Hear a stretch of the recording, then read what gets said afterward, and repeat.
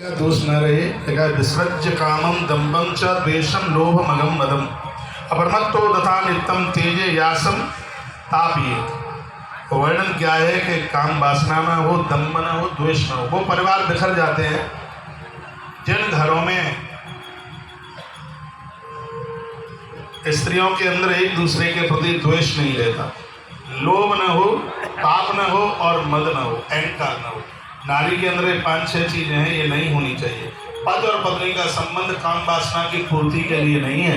दोनों का संबंध ऐसा है कि जो दोनों मिलकर एक संतान को जन्म दें, जो कुल परंपरा को बढ़ाए और पूर्वजों का उद्धार आत्म कल्याण करे। इसके लिए पति और पत्नी का संबंध है। वर्तमान समय में उसको तो काम खिलौना समझ लिया गया है, लेकिन भागवत ने इसका विरोध किया। यहाँ बड़ी सजग और समझदार मेरी माता और भगिनियाँ बैठी हैं, आपके लिए बड़ा सुंदर श्लोक लिखा है और इसमें वर्णन किया गया कि विसृज्य कामं दम्भं च द्वेषं लोभमदं मदम् अप्रमेयतो तथा नित्यं तेजिया समतोषयत्।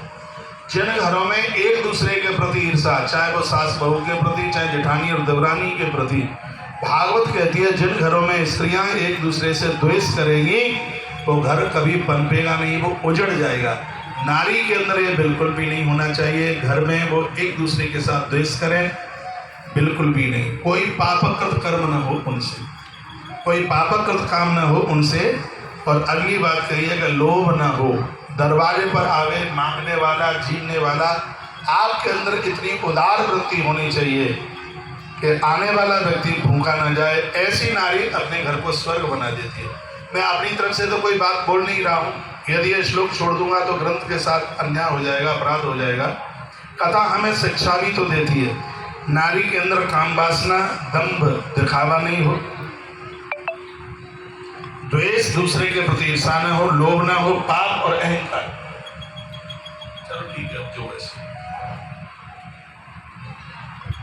एक बार जयकारा लगाइए, बोल भक्तवत्सल भगवान की, श्री हनुमान जी महाराज की, आज के आनंद की जय जय श्री राधे, जय श्री राधे, श्री राधे। इतनी चीजें नहीं होनी चाहिए माताओं, घर स्वर्ग बन जाएगा यदि नारी के पास इतनी चीजें हों। सुखदेव भगवान वर्णन कर रहे हैं, परीक्षित को कहते हैं छोड़ दो भाई, छोड़ दो आप।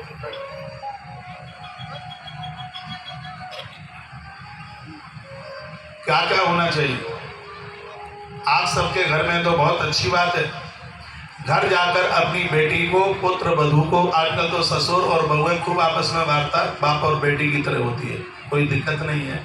बेटी पुत्र वधू तो बेटी ही होती है। आज कथा में से जाओ तो जाके बोलना कि आज हम कथा में ये सुन करके आए हैं। ऐसी नारी घर को स्वर्ग बना देती है जिसके पास में इतनी चीजें होती हैं। क्या क्या? विस्रम्येणात्म शौचेन गौरवेण दमेन च शुश्रूषया सौहृदेन वाचा मधुरया च भो। लिखने लायक बात है। क्या क्या? नारी के हृदय में परिवार के प्रति विश्वास हो, पवित्रता हो, गौरव, संयम, सेवा, प्रेम और मधुर वाणी, ये होना चाहिए। सबसे पहला सूत्र है विस्रम्येण। संस्कृत का शब्द हिंदी में कहेंगे विश्वास।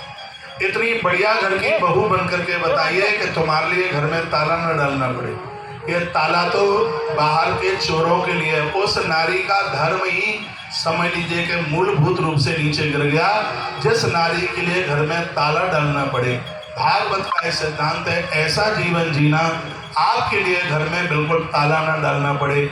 घर का एक एक व्यक्तित्व आपका विश्वास करे। जिस नारी के प्रति परिवार का विश्वास है, ऐसी नारी घर में भगवान को उतार देती है, परमात्मा को उतार देती है। सुखदेव भगवान कहते हैं उस नारी के द्वारा उसके पुरखे और देवता शीघ्र संतुष्ट हो जाते हैं। चोरी करने वाली नारी घर में ना आवे, इससे तो बच्चे भले अविवाहित रह जाएं, लेकिन डाकनी, साकनी, भूतनी और पिशाचनी, ये सब घर में ऐसी स्त्री चल करके ना आवे। विस्रम्येण।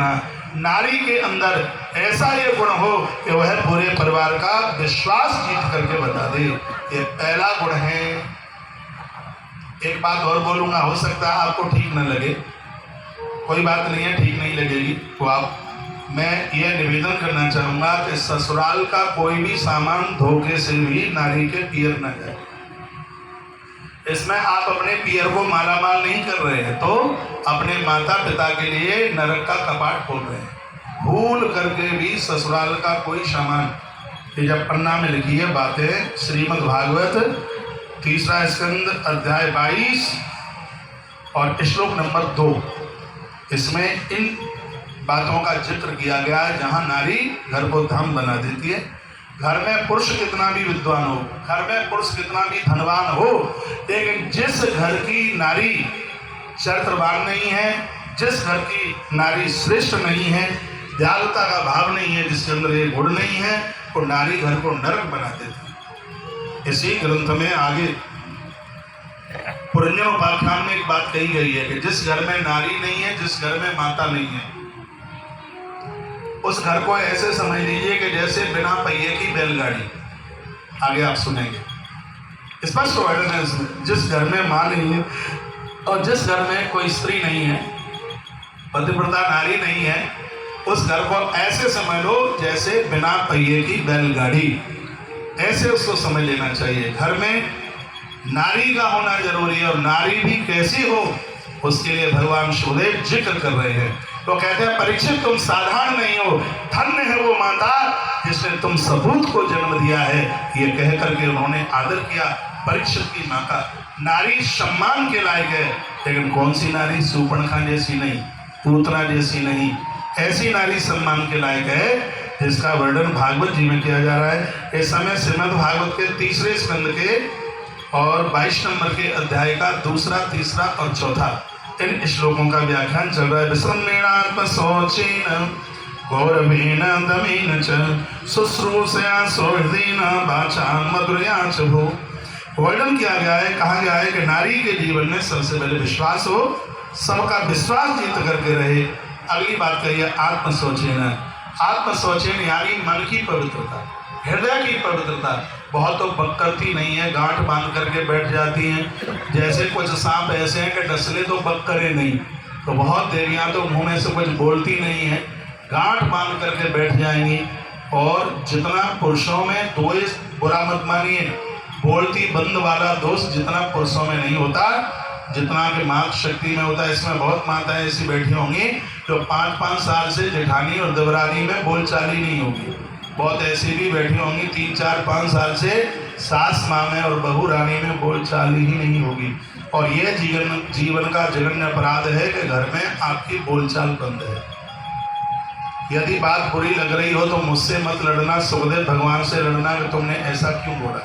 इन सब चीज़ों से पुण्य क्षीण होते हैं। इतने बढ़िया बनिए, घर में एक व्यक्ति आपका आदर करे। विश्रामणात्म शौचेन, एक विश्वास नारी के जीवन में हो, और दूसरा आत्म शौचेन यानी मन की पवित्रता, हृदय की पवित्रता।